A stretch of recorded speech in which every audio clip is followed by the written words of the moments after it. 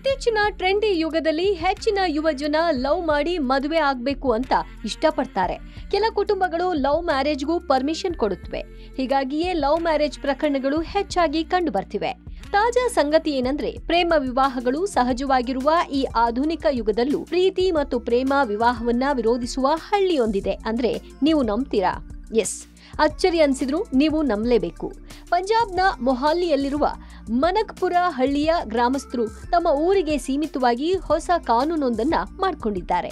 ಈ ಹೊಸ ಕಾನೂನಿನ ಪ್ರಕಾರ ಇಲ್ಲಿ ಕುಟುಂಬಗಳ ಒಪ್ಪಿಗೆ ಇಲ್ಲದೆ ಮದುವೆ ಆಗುವಂತೆಯೇ ಇಲ್ಲ.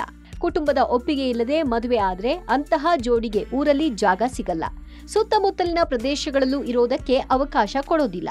ಜೊತೆಗೆ ಅಂತಹ ಪತಿ ಪತ್ನಿಯರಿಗೆ ಆಶ್ರಯ ನೀಡುವವರಿಗೂ ಕಠಿಣ ಶಿಕ್ಷೆ ವಿಧಿಸಲಾಗುತ್ತೆ. ಈ ಬಗ್ಗೆ ಗ್ರಾಮದ ಮುಖ್ಯಸ್ಥ ದಲ್ವೀರ್ ಸಿಂಗ್ ಮಾತನಾಡಿ, ಇದು ಶಿಕ್ಷೆಯ ಕ್ರಮವಲ್ಲ, ಬದಲಾಗಿ ನಮ್ಮ ಸಂಸ್ಕೃತಿ ಮತ್ತು ಪರಂಪರೆ ರಕ್ಷಿಸುವ ಗ್ರಾಮಸ್ಥರ ಕ್ರಮ ಅಂತ ಸಮರ್ಥನೆ ಮಾಡಿಕೊಂಡಿದ್ದಾರೆ. ಇತ್ತೀಚೆಗೆ 26 ವರ್ಷದ ಯುವಕ ತನ್ನ ಸಂಬಂಧಿ ಯುವತಿಯನ್ನ ಪ್ರೀತಿಸಿ ಮದುವೆಯಾಗಿದ್ದ.